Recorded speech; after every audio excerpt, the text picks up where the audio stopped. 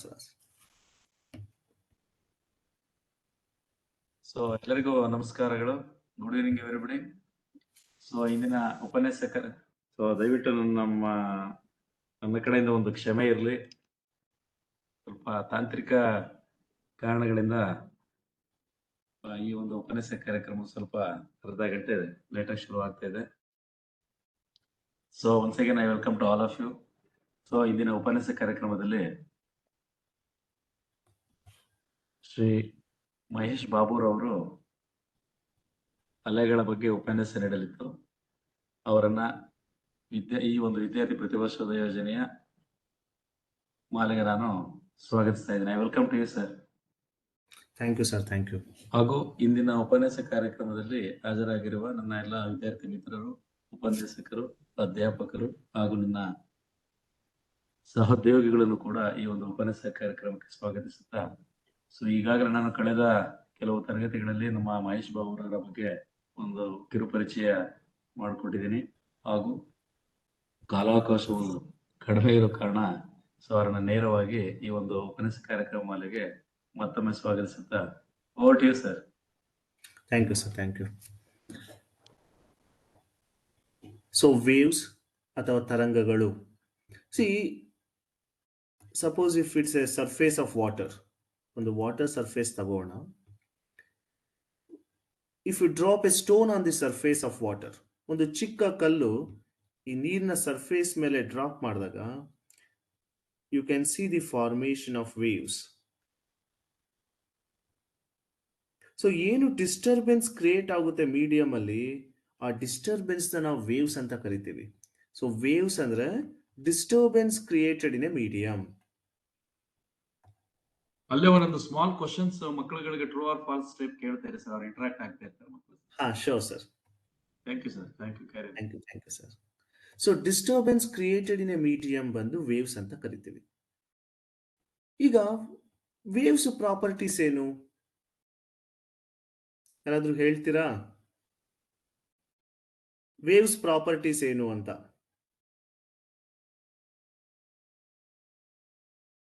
S,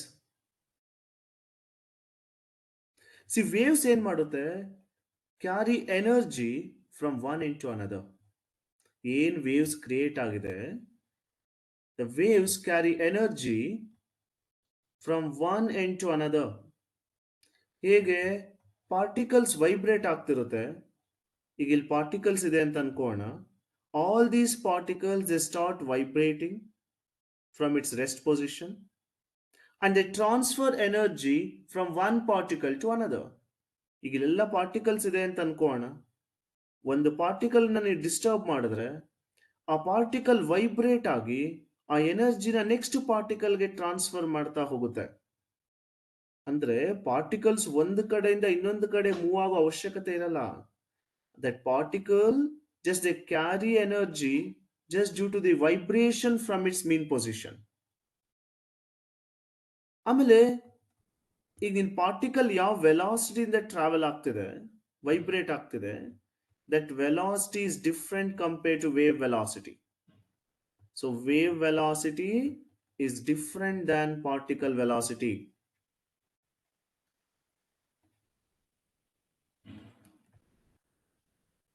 ಯಾವಾಗಲೂ ಕೂಡ particle velocity ಅಂದ್ರೇನೆ ಬೇರೆ, ವೇವ್ ವೆಲಾಸಿಟಿ ಅಂದ್ರೇನೆ ಬೇರೆ.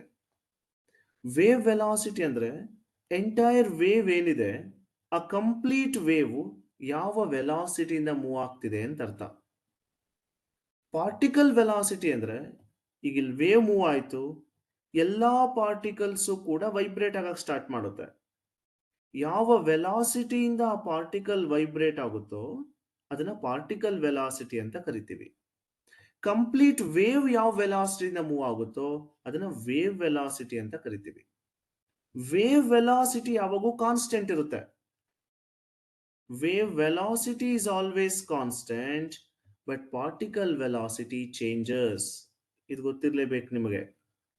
ವೇವ್ ಅಂತ ಹೇಳಿದ್ರೆ disturbance created in a medium. ಆ ವೇವ್ಸ್ ಏನ್ ಮಾಡುತ್ತೆ, they carry energy from one end to another.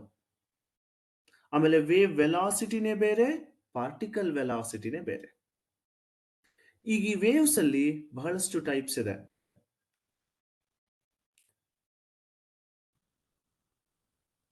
ಯಾರಾದ್ರೂ ಹೇಳ್ತೀರಾ ಟೈಪ್ಸ್ ಆಫ್ ವೇವ್ಸ್? ತರಂಗಗಳಲ್ಲಿ ಯಾವುದು ಟೈಪ್ಸ್ ಇದೆ? ಬೇರೆ ಬೇರೆ ಟೈಪ್ಸ್ ಯಾವ್ದಿದೆ?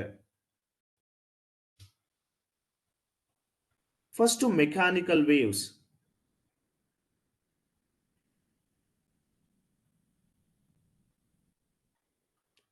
ನಾನ್ ಮೆಕ್ಯಾನಿಕಲ್ ವೇವ್ಸ್.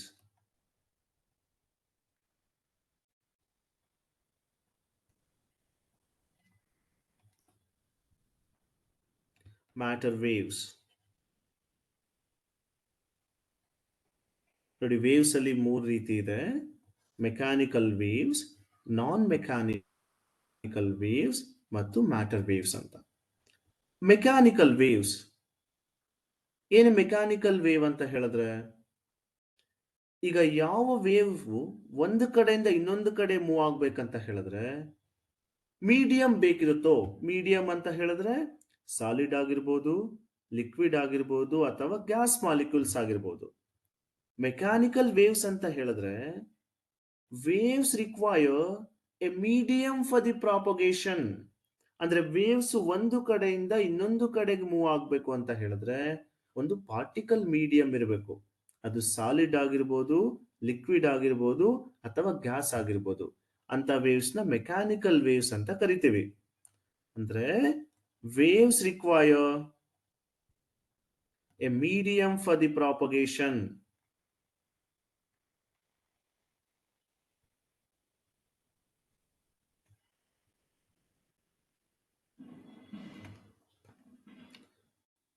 ಎಕ್ಸಾಂಪಲ್ ಯಾವ್ದು ಕೊಡ್ತೀರಾ? ಎಸ್, ಆನ್ಸರ್ ಮಾಡಿ ಯಾರಾದ್ರೂ. ಈಗ ಮೆಕ್ಯಾನಿಕಲ್ ವೇವ್ಸ್ ಅಲ್ಲಿ ಮೀಡಿಯಂ ಇರಬೇಕು, ವೇವ್ಸ್ ಒಂದು ಕಡೆಯಿಂದ ಇನ್ನೊಂದು ಕಡೆಗೆ ಮೂವ್ ಆಗಬೇಕು ಅಂತ ಹೇಳಿದ್ರೆ. Example?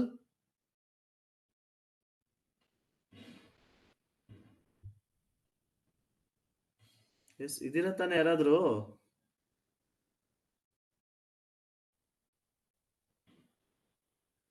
Hello. Yes, sir. Tell me, sir. ಹಾ, ಎಸ್ ಪಾ. What are the examples for mechanical waves ಹೇಳಿ ನೋಡೋಣ.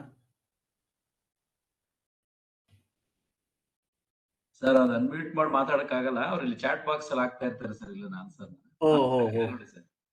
Okay sir, okay. Sound waves ಅಂತ ಹಾಕಿದ್ದಾರೆ ಆಕಾಶ್ KM. ಹಾ, okay, thank you sir, sorry. Okay. So example ಬಂದು sound waves.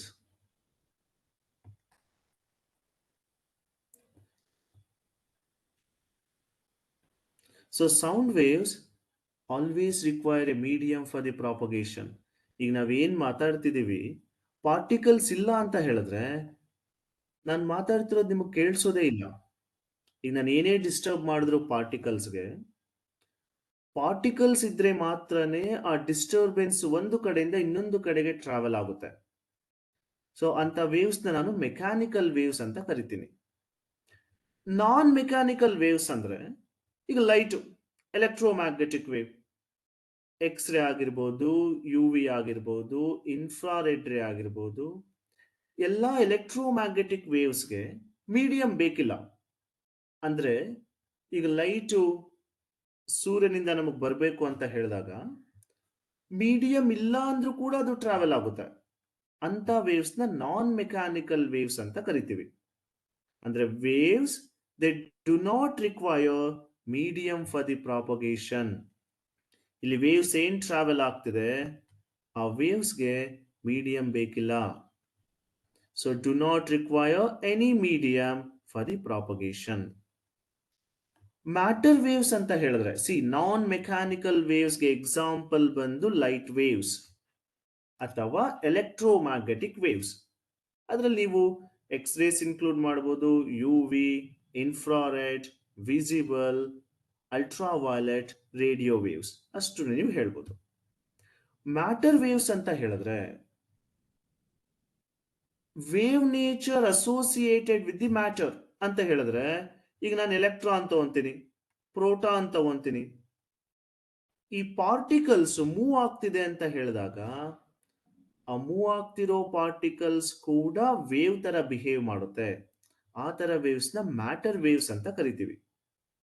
Any particle, if it is in motion, it exhibits wave nature.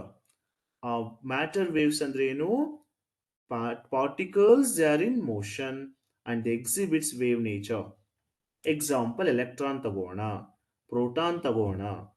ಆ particles move ಆಗ್ತಿದ್ದಾಗ ಅದು wave ತರ behave ಮಾಡುತ್ತೆ. ಈಗ ನಾವು ಯಾವ್ದು ಕಲ್ತ್ಕೋಬೇಕಪ್ಪ ಅಂದ್ರೆ ಫಸ್ಟ್ ಮೆಕ್ಯಾನಿಕಲ್ ವೇವ್ಸ್. ಈ ಮೆಕ್ಯಾನಿಕಲ್ ವೇವ್ಸ್ ಅಲ್ಲಿ ಮತ್ತೆ 2 ಟೈಪ್ಸ್ ಇದೆ, ಅದನ್ನೀಗ ಡಿಸ್ಕಸ್ ಮಾಡೋಣ.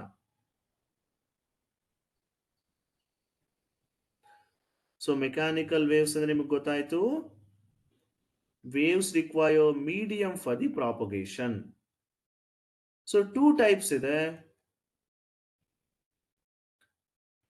First one, longitudinal waves.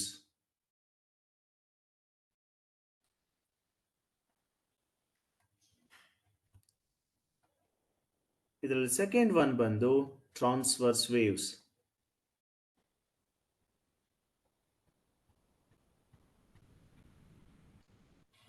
So 2 types, longitudinal waves and transverse waves. First one, longitudinal waves.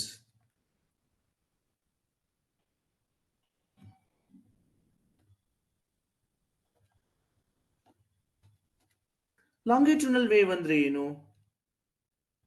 ಈಗ ನೋಡಿ, ಇಲ್ಲಿ ಸೋರ್ಸ್ ಇದೆ,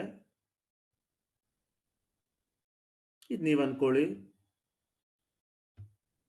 ಇಟ್ಸ್ ಅ ಲಿಸನರ್.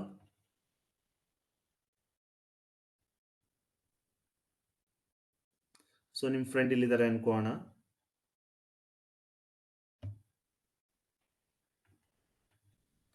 ಇದೆಲ್ಲ ಪಾರ್ಟಿಕಲ್ಸ್ ಇದೆ. ಸೋರ್ಸ್ ಮತ್ತು ಲಿಸ್ನರ್ ಮಧ್ಯದಲ್ಲಿ there are so many particles between source and listener. So ಈಗ wave ಈ ಡೈರೆಕ್ಷನ್ ಅಲ್ಲಿ ಟ್ರಾವೆಲ್ ಆಗ್ತಿದೆ. This is the direction of wave.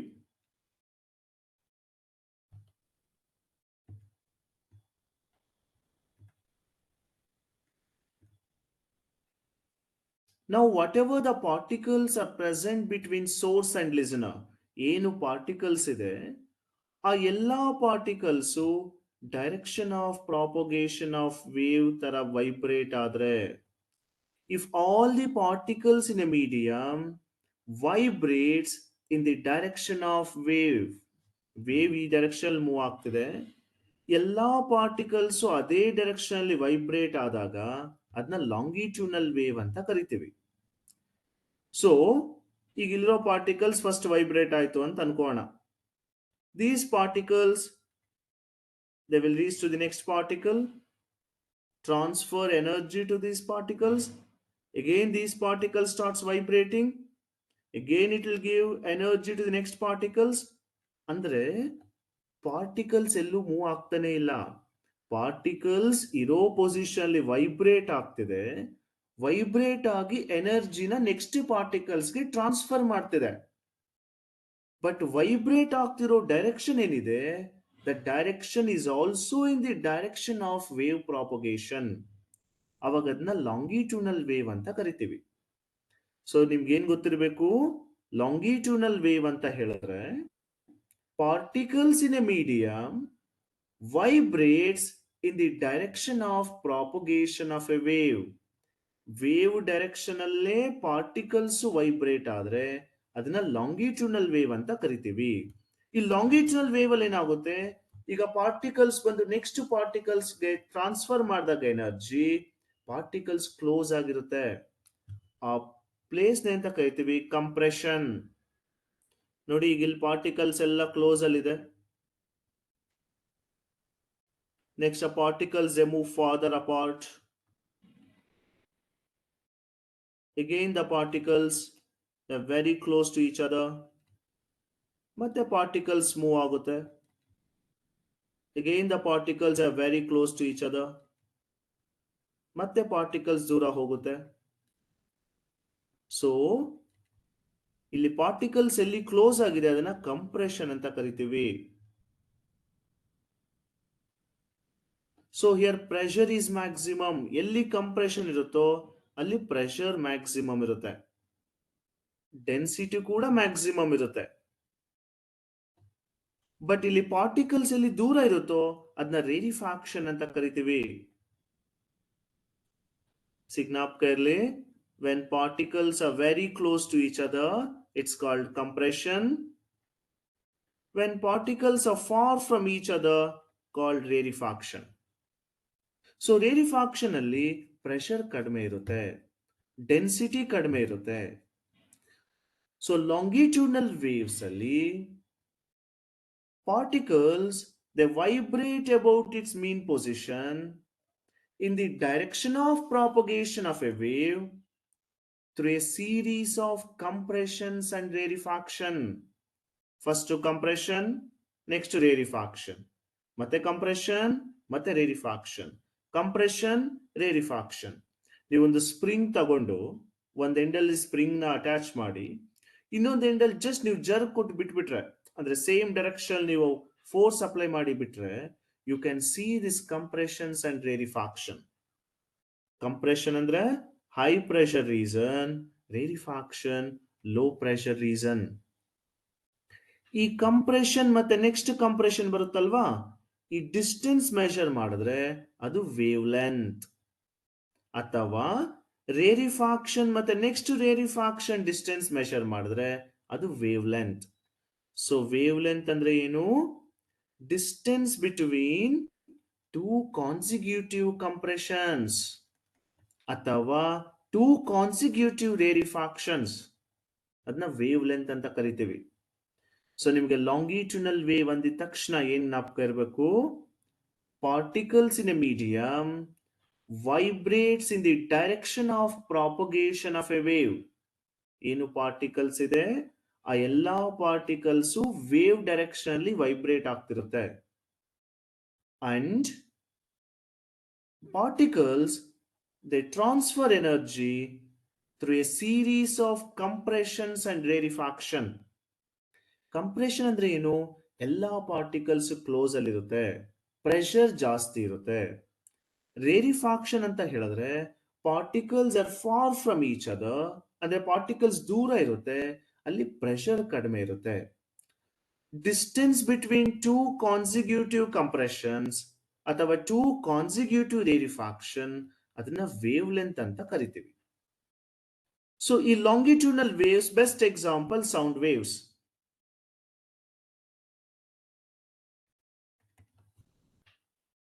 Longitudinal waves get best example sound waves. So longitudinal waves can travel through solids, liquids and gases. ಅಂದ್ರೆ ಮೂರು medium ಅಲ್ಲೂ ಕೂಡ longitudinal waves ಈಸಿಯಾಗಿ pass ಆಗುತ್ತೆ. So longitudinal waves can travel through solids, liquids and gases. So first ನಿಮಗೆ ಇಷ್ಟು ಗೊತ್ತಿರಬೇಕು longitudinal wave ಅಂತ ಹೇಳಿದ ತಕ್ಷಣ. ಅರ್ಥ ಆಯ್ತಾ ಲಾಂಗಿಟ್ಯೂಡನಲ್ ವೇವ್ಸ್? ಇದು ಬೇಸಿಕ್ಸ್ ಇಷ್ಟು ಗೊತ್ತಿರ್ಲೇಬೇಕು ನಿಮಗೆ.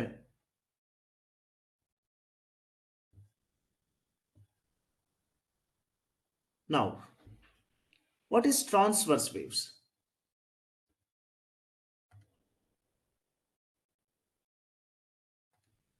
See, transverse wave ಅಂದ್ರೆ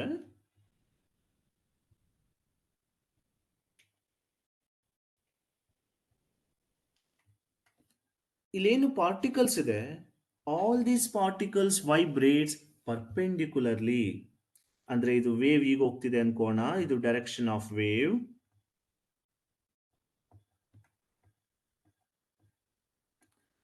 ಸೊ ಇಲ್ಲಿರೋ ಪಾರ್ಟಿಕಲ್ಸ್ ವೈಬ್ರೇಟ್ಸ್ ಪರ್ಪೆಂಡಿಕ್ಯುಲರ್ಲಿ. ಸೊ ಈ ತರ ನಿಮಗೆ ವೇವ್ ಕಾಣಿಸುತ್ತೆ.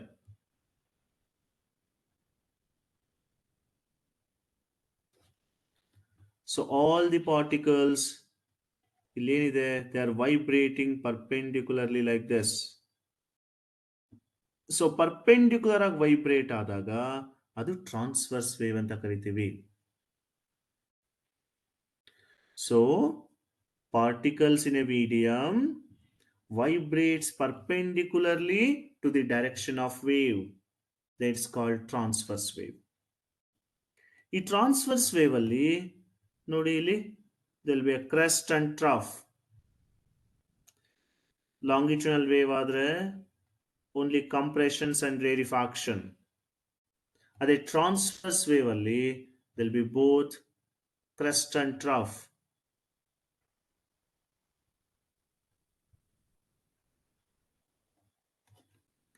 ಕ್ರೆಸ್ಟ್ ಅಂದ್ರೆ ಏನು?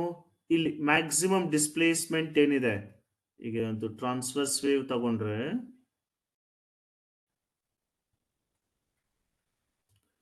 ಇಲ್ಲಿರೋ ಪಾರ್ಟಿಕಲ್ಲು ಮ್ಯಾಕ್ಸಿಮಮ್ ಎಷ್ಟು ಡಿಸ್ಪ್ಲೇಸ್ ಆಗಿದೆ ಅಪ್ಪರ್ ಡೈರೆಕ್ಷನ್ ಅಲ್ಲಿ.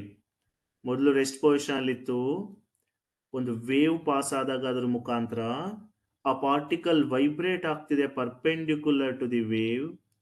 ಮ್ಯಾಕ್ಸಿಮಮ್ ಎಷ್ಟು ವೈಬ್ರೇಟ್ ಆಗಿದೆ ಅಪ್ಪರ್ ಡೈರೆಕ್ಷನ್ ಅಲ್ಲಿ ಅದನ್ನ ಕ್ರೆಸ್ಟ್ ಅಂತ ಕರಿತೀವಿ. ಸೊ ಕ್ರೆಸ್ಟ್ ಅಂದ್ರೆ ಏನು? Maximum displacement in the upper direction.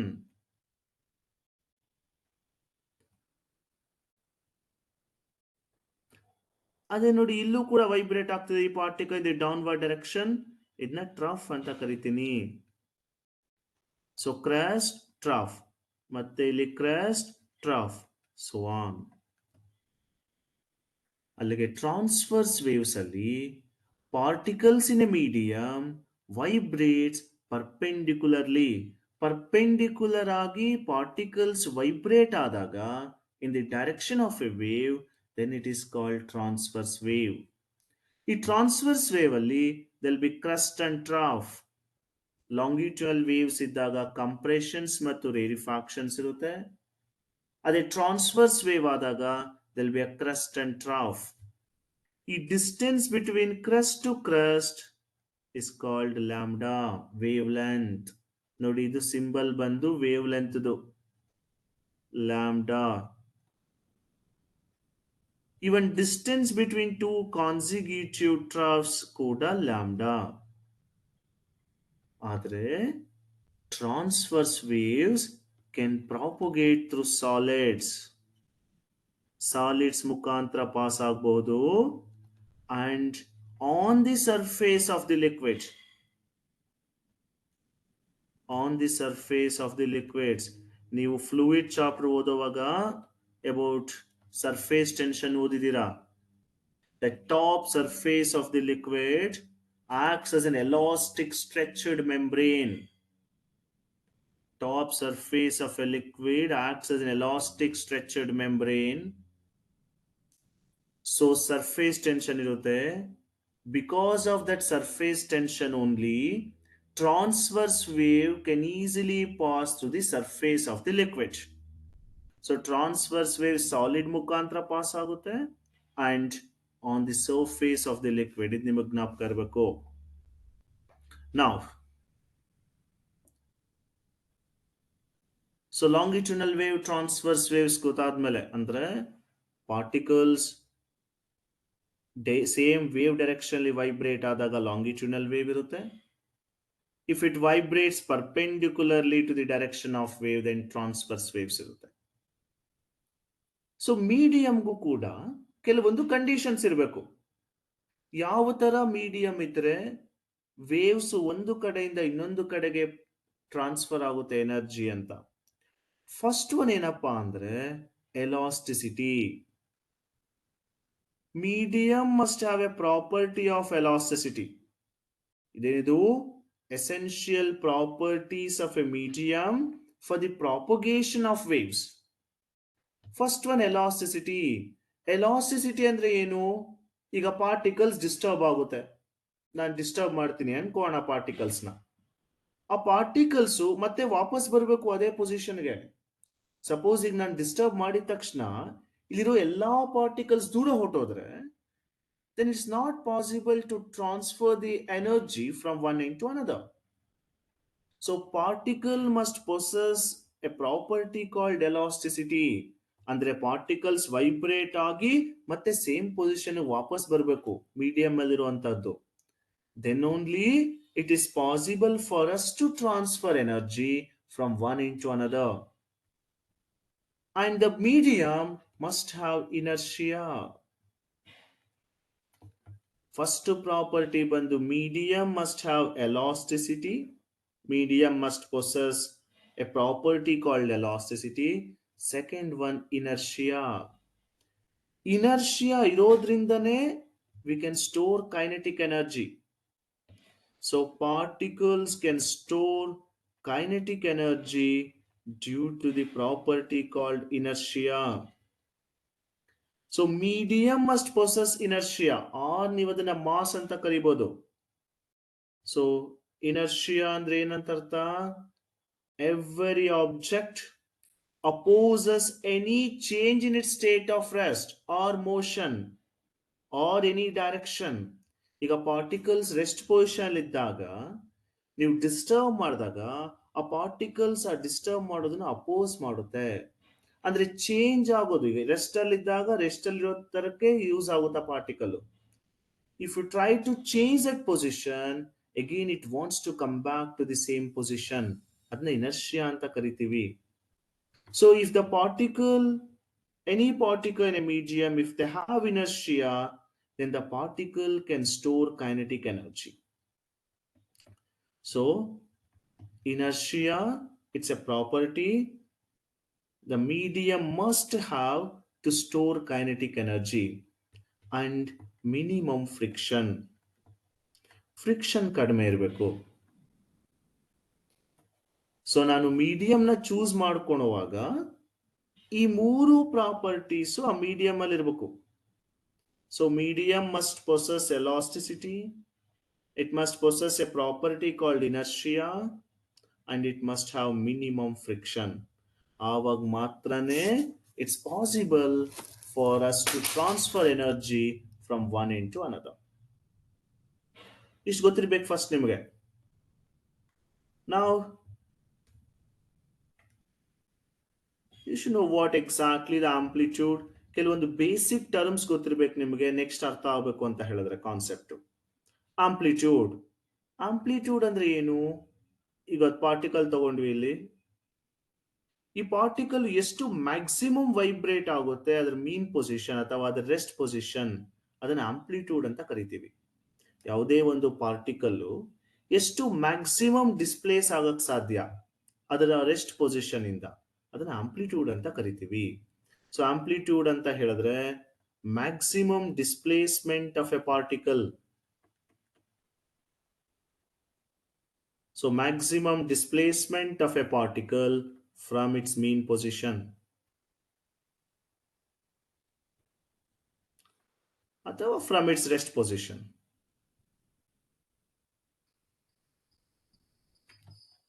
Next time period. So time period ಅಂದ್ರೆ time taken to complete one oscillation.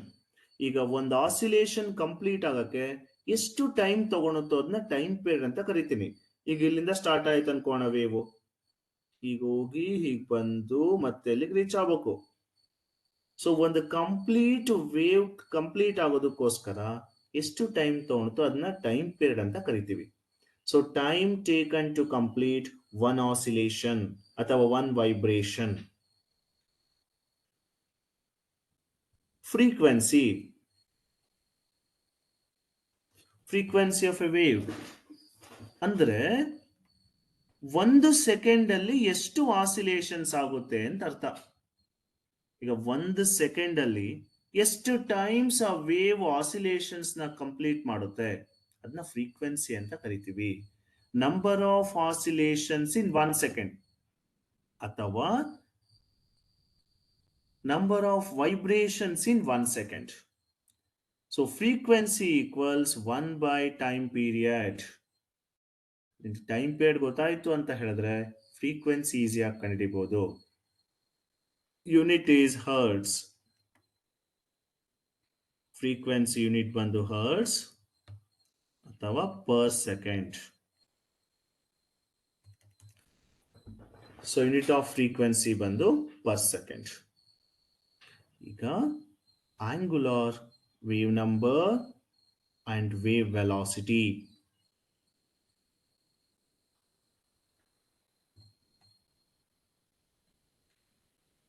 Angular wave number ಅಂದ್ರೆ it's a propagation constant of a wave 2π by lambda.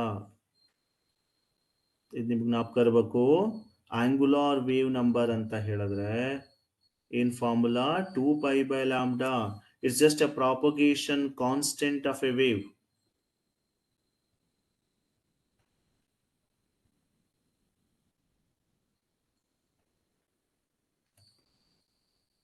Means phase change per unit path difference. Angular wave number andre ಎಷ್ಟು phase change ಆಗುತ್ತೆ per unit path difference. That's angular wave number. So it's 2 pi by lambda. So wave velocity already ಗೊತ್ತು ನಿಮಗೆ. With what velocity wave is traveling. So wave velocity, frequency and wavelength. ಈ ಮೂರಕ್ಕೂ ಒಂದು relation ಕಂಡುಹಿಡಿಯಬೇಕು. ಹೇಗೆ? ಈಗ ನಾನು wave velocity ಅಂದ್ರೆ ಏನು? Normally total distance travelled in time taken. ಈಗ ಟೈಮ್ ಪೀರಿಯಡ್ ಅಂತ ತಗೊಂತೀನಿ.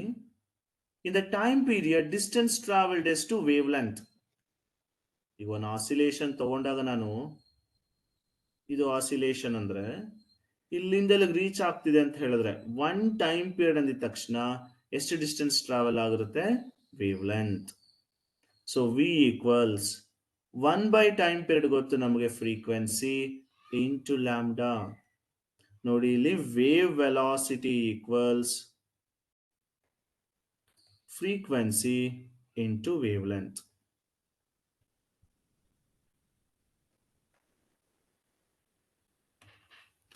So relation between wave velocity, frequency and wavelength. So wave velocity is distance by time taken. So in time period t, distance traveled by the wave is lambda. So lambda into 1 by time period is to frequency. So wave velocity equals frequency into wavelength. Now it's very important concepts. These are all the basic concepts. You have to remember to understand these concepts now. So we have transverse waves.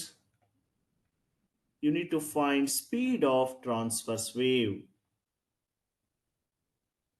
Transverse waves ಯಾವ speed ಅಲ್ಲಿ travel ಆಗುತ್ತೆ and ಯಾವ ತರ ಅದನ್ನು ನೀವು calculate ಮಾಡಬಹುದು? First one, on a string, on a stretched string. ಒಂದು string ತಗೊಳ್ಳಿ, ಒಂದ್ ಎಂಡ್ನ ಫಿಕ್ಸ್ ಮಾಡಿದ್ದೀರಾ ಸ್ಟ್ರಿಂಗ್ದು, ಇನ್ನೊಂದು ಎಂಡ್ಗೆ ನೀವು ಜರ್ಕ್ ಕೊಡ್ತಿದ್ದೀರಾ. ಈಗ ಒಂದು ಎಂಡ್ ಆಫ್ ಸ್ಟ್ರಿಂಗ್ ಫಿಕ್ಸ್ ಮಾಡಿದ್ದೀರಾ, ಇನ್ನೊಂದು ಎಂಡಲ್ಲಿ ಜರ್ಕ್ ಕೊಟ್ಟಿದ ತಕ್ಷಣ you can see the formation of transverse waves. ಈಗ speed of transverse waves on a stretched string ಯಾವ ಫ್ಯಾಕ್ಟರ್ಸ್ ಮೇಲೆ ಡಿಪೆಂಡ್ ಆಗಿರುತ್ತೆ? ಈಗ ನಾನೊಂದು ಸ್ಟ್ರಿಂಗ್ ತಗೊಂತೀನಿ, ಇಲ್ಲೊಂದು ಸ್ಟ್ರಿಂಗ್ ಇದೆ ಅಂತ ಅನ್ಕೋಣ. ಸೊ ಇದನ್ನ ಫಿಕ್ಸ್ ಮಾಡಿದೀನಿ. ಇಲ್ಲಿ ಜರ್ಕ್ ಕೊಟ್ಟಾಗ ಈ ತರ ವೈಬ್ರೇಟ್ ಆಗುತ್ತದೆ. ಸೊ ಎಷ್ಟು ಸ್ಪೀಡ್ ಅಲ್ಲಿ ಟ್ರಾವೆಲ್ ಆಗ್ತಿದೆ ಯಾವುದ್ರ ಮೇಲೆ ಡಿಪೆಂಡ್ ಆಗುತ್ತಪ್ಪ ಅಂದ್ರೆ ಟೂ ಇಂಪಾರ್ಟೆಂಟ್ ಫ್ಯಾಕ್ಟರ್ಸ್. ಒಂದು, tension in the string.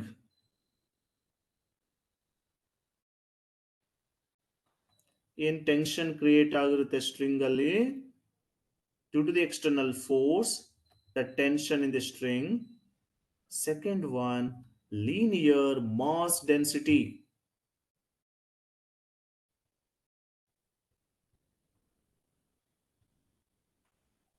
That's small m. So speed of transverse wave depends on two important factors. ಯಾವುದು? Tension in the string, linear mass density, ಅಥವಾ ಇದು mass per unit length. Linear mass density ಅಂದ್ರೆ ಏನು? Mass per unit length.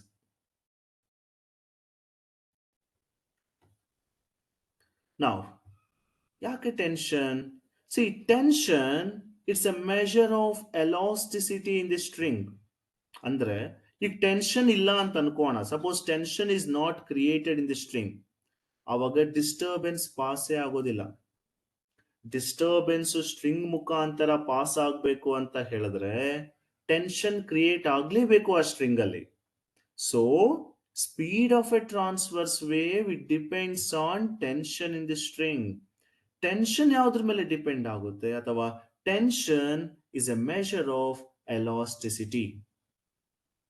So tension is a measure of elasticity in the string. So ಅರ್ಥ ಮಾಡ್ಕೊಳ್ಳಿ, tension create ಆಗಿಲ್ಲ ಅಂದ್ರೆ transverse wave pass ಆಗೋದೇ ಇಲ್ಲ ಒಂದು ಕಡೆಯಿಂದ ಇನ್ನೊಂದು ಕಡೆಗೆ. ಅಲ್ಲಿಗೆ tension created in the string is A measure of elasticity. ಈ ಲೀನಿಯರ್ ಮಾಸ್ ಡೆನ್ಸಿಟಿ ಏನಕ್ಕೆ ಮತ್ತೆ? ಸೊ ಸ್ಟ್ರಿಂಗು ಕೈನೆಟಿಕ್ ಎನರ್ಜಿನ ಸ್ಟೋರ್ ಮಾಡಬೇಕು. ನಾನು ಹೇಳಿದೆ, ಯಾವುದೇ ಒಂದು ಮೀಡಿಯಂ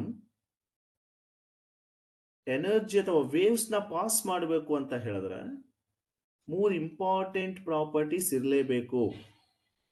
ಫಸ್ಟ್ ಒನ್ ಏನು? ಎನರ್ಜಿನ ಸ್ಟೋರ್ ಮಾಡ್ಕೋಬೇಕು, ಅಂದ್ರೆ ಇನರ್ಷಿಯಾ ಇರಬೇಕು.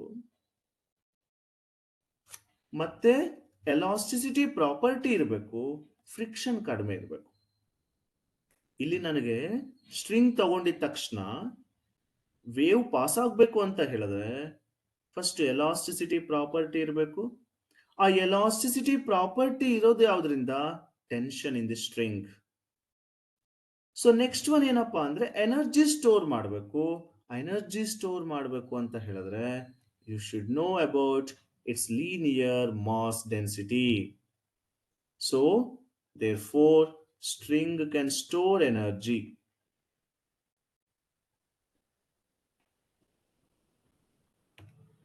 So speed of transverse wave ಅಂತ ಹೇಳಿದ ತಕ್ಷಣ speed of transverse wave depends on 2 factors. ಯಾವ್ಯಾವುದು? Tension in the string, linear mass density. Tension is a measure of elasticity and linear mass density, it can store the energy. So the string can store kinetic energy with the help of linear mass density. Now ಈ ಮೂರಲ್ಲಿ relation ಬರಿಬೇಕು ನಾನು, ಅಂದ್ರೆ speed, tension, linear mass density. So ನಾನು derivation ಏನ್ ಮಾಡ್ಬೋದಪ್ಪ ಅಂದ್ರೆ, means to derive the relation between these three I can use dimension analysis. So ನೀವು units and dimension chapter already ಓದಿದ್ದೀರಾ, ಡೈಮೆನ್ಷನ್ ಯಾವ ತರ ಬರೆಯೋದು ಅಂತ. ಈಗ ನಿಮ್ಗೆಲ್ಲರಿಗೂ ಸ್ಪೀಡ್ ಡೈಮೆನ್ಷನ್ ಗೊತ್ತಲ್ವಾ? ಯಾರಾದ್ರೂ ಏನ್ ಸ್ಪೀಡ್ ಡೈಮೆನ್ಷನ್?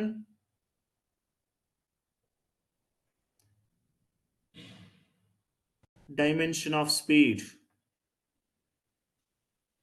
L T1. ಅದೇ ರೀತಿ ಡೈಮೆನ್ಷನ್ ಆಫ್ ಟೆನ್ಷನ್. ಟೆನ್ಷನ್ ಅಂದ್ರೆ ಏನು? Force. Force dimension mass into acceleration ml t-2. Linear mass density ಅಂದ್ರೆ capital M by L, mass by length ml-1. ನೋಡಿ, ನಿಮಗೆ LHS LT-1 ಬರಬೇಕು. ಅದಕ್ಕೆ ಏನ್ ಮಾಡ್ಬೋದು?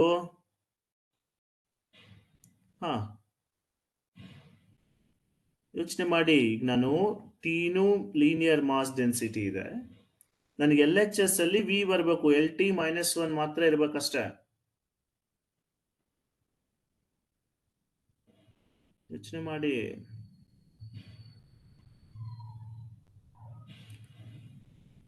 S,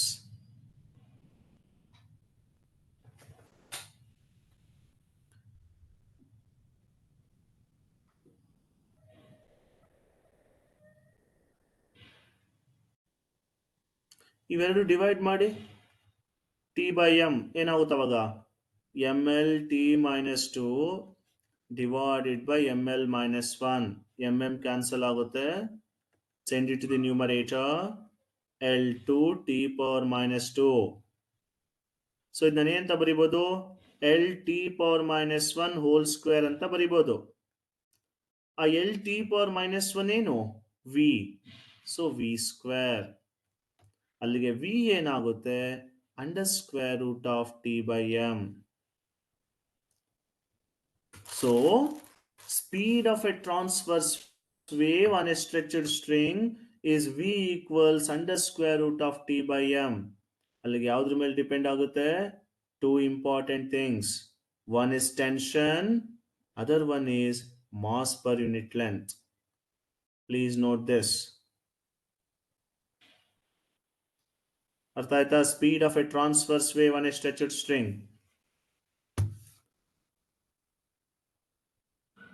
Next.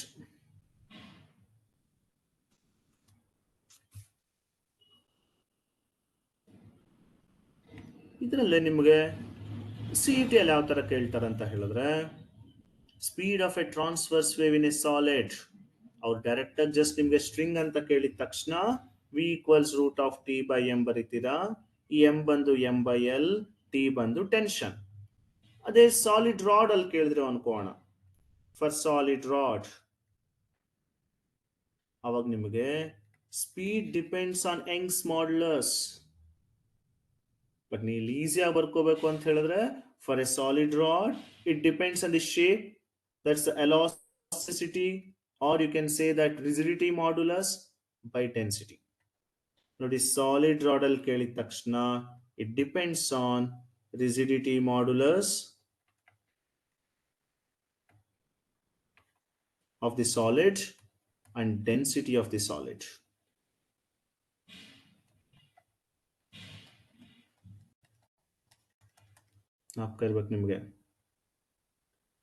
So velocity of a transverse wave in a solid it depends on rigidity modulus and density. So ಜ್ಞಾಪಕ ಇಟ್ಕೊಳ್ಳಿ ಇದು. ಅದೇ ರೀತಿ ಈಗ ಲಾಂಗಿಟ್ಯೂಡಲ್ ವೇವ್ ತಗೋಣ. How to find speed of a longitudinal wave?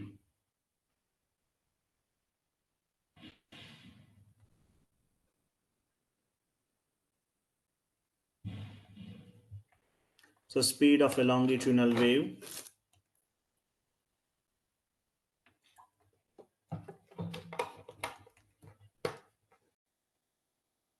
first one in liquid or gas. Okay, longitudinal wave liquid allu pass ಆಗುತ್ತೆ, gas ಅಲ್ಲೂ pass ಆಗುತ್ತೆ, ಇವನ್ ಸಾಲಿಡ್ ಅಲ್ಲೂ ಪಾಸ್ ಆಗುತ್ತೆ. ಇನ್ನು ಲಿಕ್ವಿಡ್ ಅಥವಾ ಗ್ಯಾಸ್ ತಗೊಂಡಾಗ ಸ್ಪೀಡ್ ಯಾವ್ದ್ರ ಮೇಲೆ ಡಿಪೆಂಡ್ ಆಗುತ್ತೆ? ಈಗ ನನಗೆ ಗೊತ್ತಿದೆ, ಒಂದು ಎಲಾಸ್ಟಿಸಿಟಿ ಪ್ರಾಪರ್ಟಿ ಇರಬೇಕು, ಇನ್ನೊಂದು ಇನರ್ಷಿಯಾ ಪ್ರಾಪರ್ಟಿ ಇರಬೇಕು. ಇಲ್ಲಿ elasticity property it's nothing but volume elasticity ಅಥವಾ bulk modulus. So first one either volume elasticity ಅಥವಾ bulk modulus of the fluid. ನಿಮಗೆ ಗೊತ್ತು already bulk modulus. In bulk modulus ಅಂದ್ರೆ volume stress by volume strain. See bulk modulus ಅಂತ ಹೇಳಿದ್ರೆ volume stress by volume strain. Properties of solids ಅಲ್ಲಿ ಓದಿದ್ದೀರಾ, Young's modulus, bulk modulus, rigidity modulus. So ಇಲ್ಲಿ bulk modulus ಅಂತ ಹೇಳಿದ್ರೆ volume stress by volume strain. Elasticity ಏನಿದೆ ಅದು ಯಾವ್ದ್ರಿಂದ ಅಂದ್ರೆ ಬಲ್ಕ್ ಮಾಡ್ಯುಲಸ್ ಇಂದ. ಆಮೇಲೆ density of the fluid. So density of the fluid determines its inertia. ಅಲ್ಲಿಗೆ ನಿಮಗೆ ಎರಡು ಇಂಪಾರ್ಟೆಂಟ್ ಪ್ರಾಪರ್ಟೀಸ್ ಗೊತ್ತಿರಬೇಕು, ಒಂದು ಬಲ್ಕ್ ಮಾಡ್ಯುಲಸ್, ಇನ್ನೊಂದು density. So speed of longitudinal wave in a liquid or gas depends on two factors, ಒಂದು bulk modulus, ಇನ್ನೊಂದು density. ಇವಾಗ ಇದಕ್ಕೆ ಡೈಮೆನ್ಷನ್ ಬರೆಯೋಣ ಸೇಮ್ ಅದೇ ತರ. ವಿ ಡೈಮೆನ್ಷನ್ ಏನು? L T minus 1. Bulk modulus dimension ನೋಡಿ, ಸ್ಟ್ರೈನ್ ಯಾವಾಗೂ ಡೈಮೆನ್ಷನ್ ಲೆಸ್, ವಾಲ್ಯೂಮ್ ಸ್ಟ್ರೈನ್ ಬಂದು ಡೈಮೆನ್ಷನ್ ಲೆಸ್, ಓನ್ಲಿ ಸ್ಟ್ರೆಸ್ ಮಾತ್ರ ಡೈಮೆನ್ಷನ್ ಬರ್ಕೊಂತೀರಾ. ಸೊ ಡೈಮೆನ್ಷನ್ ಫಾರ್ ಸ್ಟ್ರೆಸ್ ಏನ್ ಬರೀತೀರಾ? ಸ್ಟ್ರೆಸ್ ಅಂದ್ರೆ again force by area. So M L T minus 2 by area ಅಂದ್ರೆ L square. It means ml minus 1 t minus 2. ಇದು k dimension. So K ಬಂತು ನನಗೆ. Similarly density of the fluid dimension ಬರ್ಕೊಂತೀನಿ.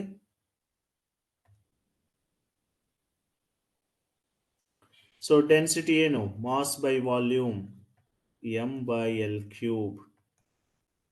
So the m L power -3. So now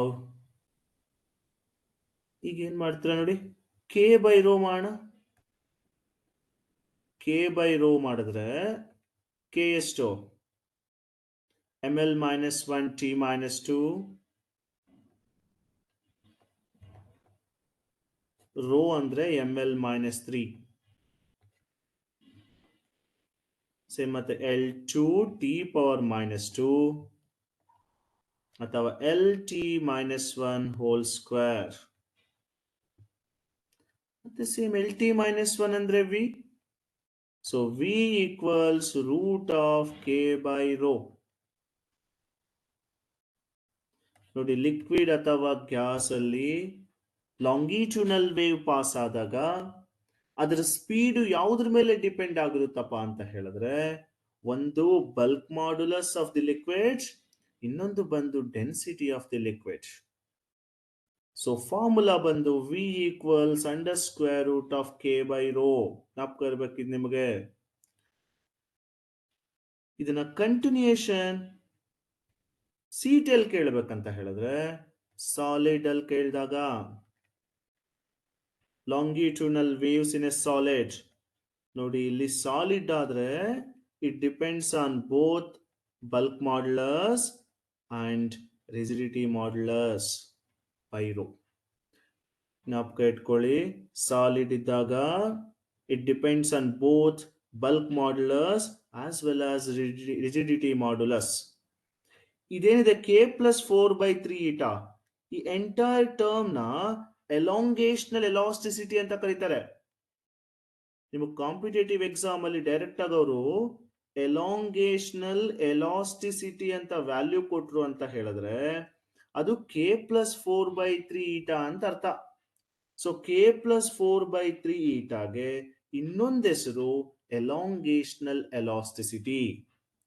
so speed of a longitudinal wave in solid ಬಂದು ಇದು formula, V equals under root of K+4/3 eta by rho. ಇದು ಜ್ಞಾಪಕ ಇರ್ಬೇಕು ನಿಮಗೆ.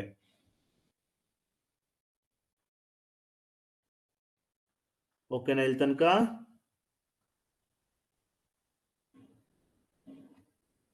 So V equals under square root of K+4/3 eta by rho. ಇದ್ರಲ್ಲಿ ಮತ್ತೆ ಅದೇ ಒಂದು ಸಾಲಿಡ್ ರಾಡ್ ತಗೊಂಡ್ರೆ, normally longitudinal wave in a solid ಅಂತ ತಗೊಂಡ್ರೆ ಇದು suppose longitudinal wave in a solid rod, ಆವಾಗ it depends only on Young's modulus and density. So Y ಅಂದ್ರೆ ಯಂಗ್ಸ್ ಮಾಡ್ಯುಲಸ್.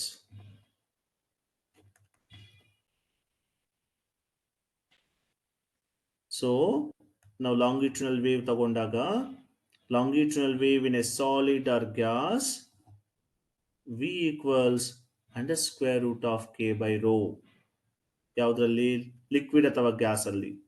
ಸಪೋಸ್ ನಾನು ಜಸ್ಟ್ ಸಾಲಿಡ್ ಅಂತ ತಗೊಂಡ್ರೆ V equals root of K+4/3 eta by rho.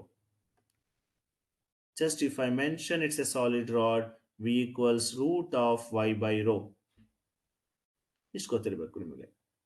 So ಈಗ ನಿಮಗೆ transverse wave ಗೊತ್ತಾಯ್ತು, longitudinal wave ಗೊತ್ತಾಯ್ತು, ಯಾವ ತರ ಸ್ಪೀಡ್ ಕ್ಯಾಲ್ಕುಲೇಟ್ ಮಾಡೋದು ಡಿಫ್ರೆಂಟ್ ಮೀಡಿಯಂ ಅಲ್ಲಿ ಅಂತ ಗೊತ್ತಾಯ್ತು. ಈಗ ನಿಮಗೆ ಸ್ಪೀಡ್ ಆಫ್ ಸೌಂಡ್ ಸ್ಪೀಡ್ ಯಾವ ತರ ಕ್ಯಾಲ್ಕುಲೇಟ್ ಮಾಡೋದು ನಮಗೆ ಗೊತ್ತು. Practically 331 metre per second.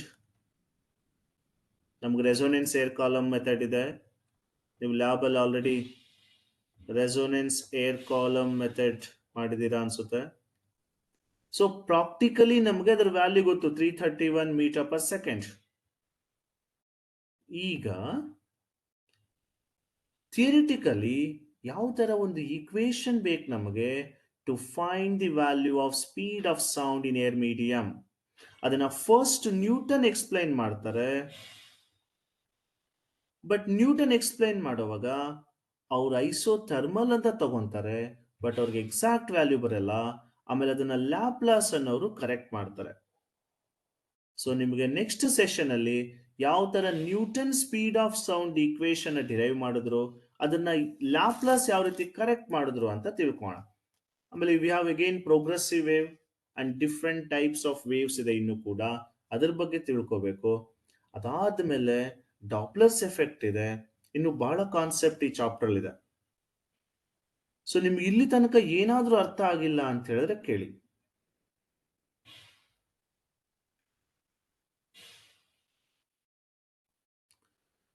So ನಾವು ಸ್ಪೀಡ್ ಆಫ್ ಸೌಂಡ್ ಇಂದ ಮತ್ತೆ ಸ್ಟಾರ್ಟ್ ಮಾಡಬೇಕು. ಓ, ನೀವು ಮ್ಯೂಟ್ ಅಲ್ಲಿ ಇದ್ದೀರಾ ಅನ್ಸುತ್ತಲ್ಲ, ಜಸ್ಟ್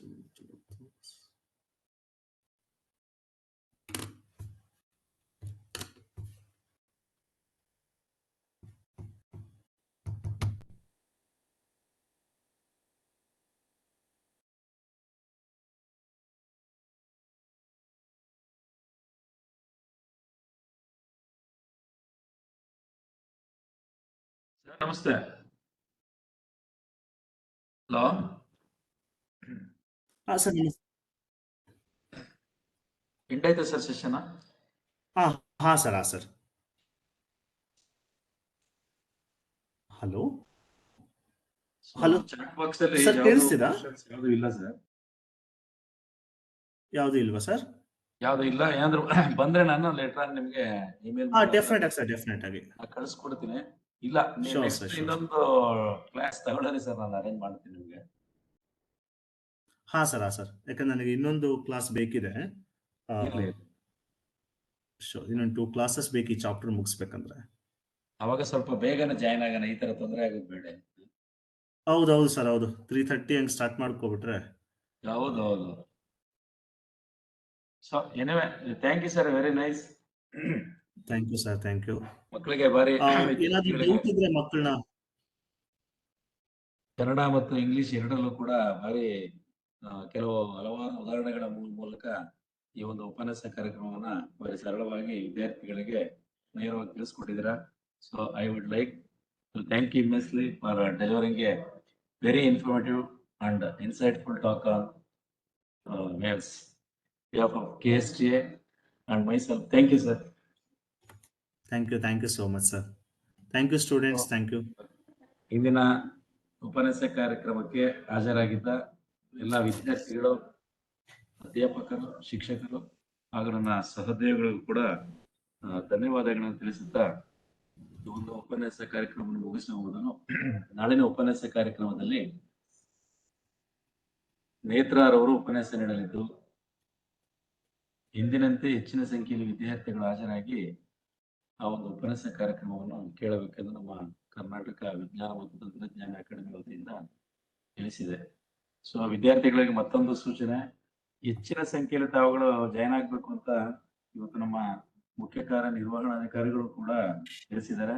ದಯವಿಟ್ಟು ಮರೆಯದೆ ಎಲ್ಲಾ ಕೂಡ ಯಾರು ಸೆಲೆಕ್ಟ್ ಆಗಿದ್ರು ಅಷ್ಟು ವಿದ್ಯಾರ್ಥಿಗಳು ಕೂಡ ಹಾಜರಾಗಬೇಕು ಅಂತ ಮತ್ತೊಮ್ಮೆ ತಿಳಿಸುತ್ತಾ ಈ ಒಂದು ಉಪನ್ಯಾಸ ಕಾರ್ಯಕ್ರಮವನ್ನು ಮುಗಿಸುತ್ತಿದ್ದಾರೆ. ಎಲ್ಲರಿಗೂ ಮತ್ತೊಮ್ಮೆ ಧನ್ಯವಾದಗಳು. Once again thank you sir. Thank you sir.